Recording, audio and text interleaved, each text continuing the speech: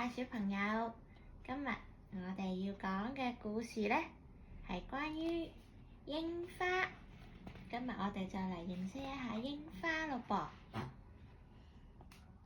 嗱，喺2008年呢，北京奧運嘅火炬嘅名呢，就為祥雲。呢一個呢，係非常之有中國特色嘅符號，咁令到佢呢成為一個好特點鮮明嘅火炬之一。咁而第32屆嘅東京奧運呢，知唔知道係乜嘢呢？係啦，喺第32屆嘅東京奧運呢，同樣出現咗大和民族嘅符號噃。嗰個呢，就係櫻花啦。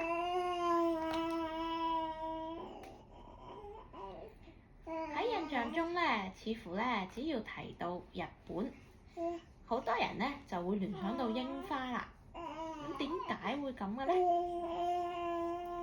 其實講起上嚟呢，櫻花係好複雜㗎。嗱，簡單啲嚟講啦，櫻花呢，其實呢，佢係薔薇科嘅罂粟植物嘅一個統稱嚟㗎。咁呢，根據記載呢，目前全世界罂粟植物大概呢有150種咁多個噃。咁多種呢種花開嘅花都可以叫做櫻花㗎。咁呢，早喺幾百萬年前，櫻花嘅大概呢係起源於喜馬拉雅山地區嘅喎。咁喺擴散嘅過程中呢，其中有一支就嚟到日本列島就扎根啦，並且呢喺嗰度繁衍。喺日本呢，櫻花就被賦予咗好多種神話色彩㗎。咁比較有名嘅呢，就係櫻花女神嘅傳說。櫻花女神呢係山神個女嚟㗎，因為佢生得好靚，就俾天照大神嘅孫睇中咗噃。而且呢，佢仲向人哋求婚添，希望櫻花小姐可以嫁俾佢。咁山神呢，佢好快就同意咗啦，甚至乎呢，仲想將櫻花嘅姐姐都嫁埋過去喎。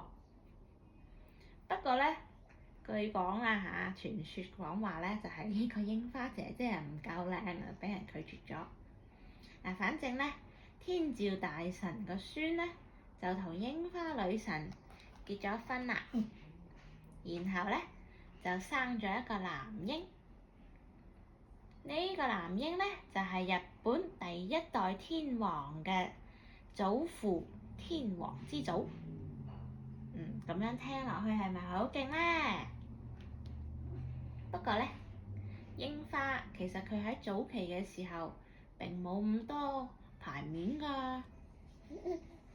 嗱，以日本詩歌集《萬葉集》為例啦，裏邊歌頌梅花呢有超過100首喎。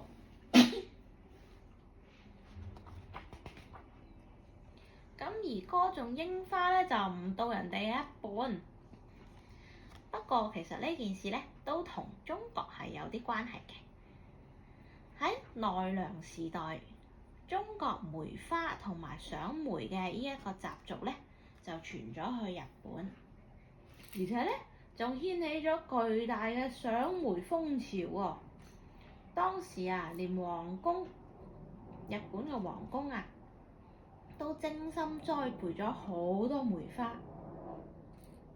咁櫻花又點樣鹹魚翻身嘅呢？咁呢，呢度就要講，就要多謝一個人啦。佢呢，呢個人呢，就係嵯峨天皇。嗱，喺平安時代，日本呢就逐漸開始強調民族文化啦。嗰啲咧讚揚同埋審美嘅對象咧，亦都喺國外咧轉移咗嚟國內啦。咁櫻花咧就係喺呢個時候咧翻盤嘅噃。公元812年，嵯峨天皇咧就專門設宴嚟到賞櫻。唔單止咧，佢咧就要人哋寫詩，寫得好嗰個咧，仲會有獎添。咁喺天皇嘅帶動之下咧，櫻花就正式成為咗上層貴族嘅新寵啦。咁慢慢咧，連平民咧，佢哋都紛紛去效仿喎。所以櫻花喺嗰個時候開始，就逐漸成為咗日本文化裏邊重要又特殊嘅存在。而後來有一種櫻嘅出現呢，更加就以佢嘅一己之力，令到櫻花成為咗日本象徵。呢種櫻花嘅名呢，叫做染井吉野。咁話說呢，喺江戶末期，一個叫做染井村嘅地方呢，就偶然間就培育咗呢一種櫻花出嚟。佢啊唔單止生得快，開花又開得多，嗰啲花呢，盛放嘅時候仲會好靚添㗎。咁但係呢一種櫻花呢，就只能用嫁接呢種方法呢嚟到複製嘅。所以咧，染井吉野嘅新株咧，同原株嘅基因度咧，個高度咧係一致嘅。咁花開花落嘅時間咧，亦都係非常接近㗎噃。咁成千上萬嘅櫻花同時開，同埋同時凋零，同時落，呢種咁壯觀嘅景象咧，哇！就令到所有人都覺得非常非常之靚，非常非常之感嘆。咁如今咧，喺日本櫻花裏邊咧，大約有80%佢嗰個櫻花嘅品種咧，都係染井吉野。而每年嘅1月左右咧，各大機構咧就會陸陸續續咁樣推出嗰啲櫻花嘅開花預測啦。推測下佢哋嘅開花期。嗱，咁咧，從3月末到5月初咧，櫻花係日本境內咧，就由南向北慢慢開嘅噃。全世界都有好多人都係特登喺嗰個時候咧，就去到日本去觀賞咁靚嘅櫻花。咁櫻花產業咧，亦都因應而生啦。對於日本人嚟講啊，櫻花除咗靚之外咧，仲有好多珍貴嘅記憶同埋情緒㗎。喺日本開學、畢業、入職，通常咧都係喺櫻花盛開嘅呢個時節進行嘅，充滿咗希望、期待、相聚、分離。無論喺經歷任何重大嘅人生節點，佢哋抬高頭嘅時候，總係有櫻花默默咁樣陪伴住佢哋。而從開花到落花，只有大概1個星期嘅時間。學櫻花嘅盛況咧，就更加帶咗有幾分堅毅同埋決然啦。喺嗰啲粉紅色嘅季節之下，邁向人生新嘅階段，實在係非常之美好嘅一件事嚟㗎。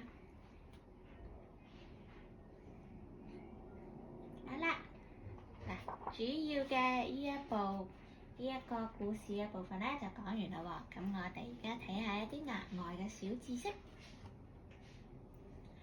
日本咧經常咧都會將櫻花作為表達友善嘅禮物嚟送俾其他國家。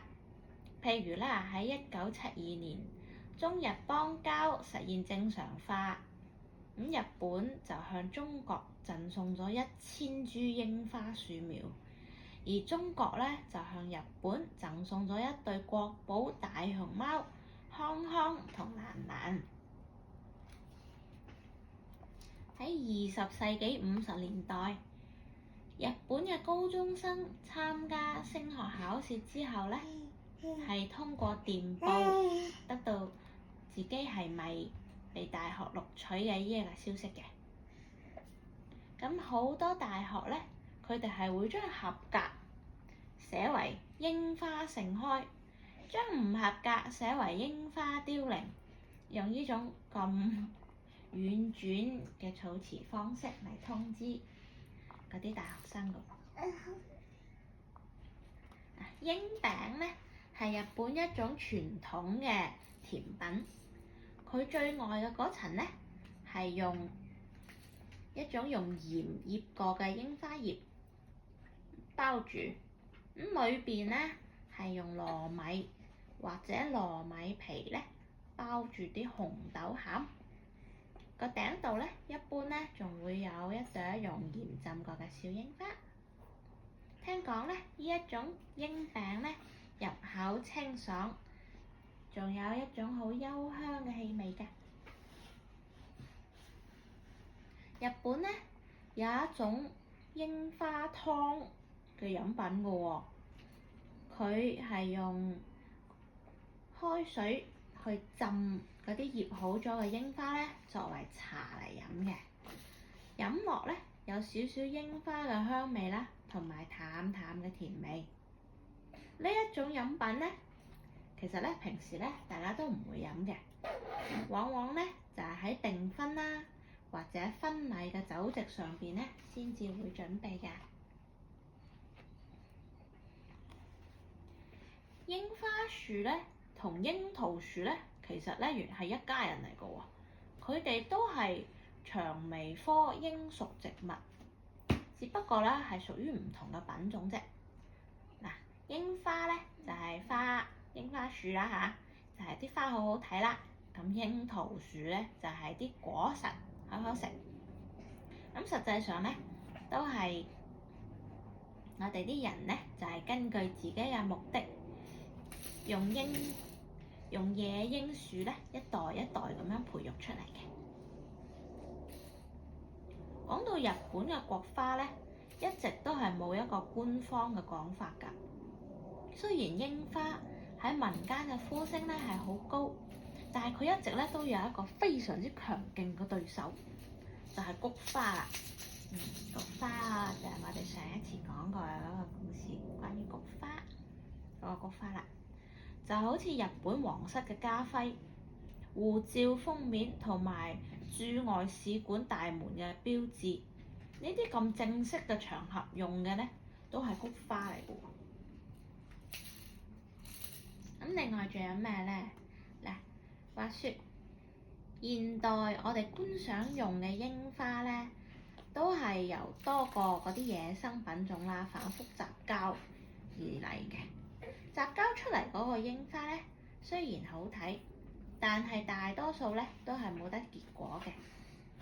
咁咧亦即係話咧，冇辦法通過播種嘅方式咧嚟種新嘅櫻花樹。不過咧好彩，靠種子嚟繁殖嘅咧，就唔係植物唯一一個繁衍嘅方式。你可以將嗰啲櫻花樹嘅樹枝咧整落嚟，然之後咧插落去土壤嗰度，啲樹枝咧同樣可以生根發芽㗎。哇，咁叻喎！就會長成一棵新嘅櫻樹啦。呢種方式咧就叫做扦插。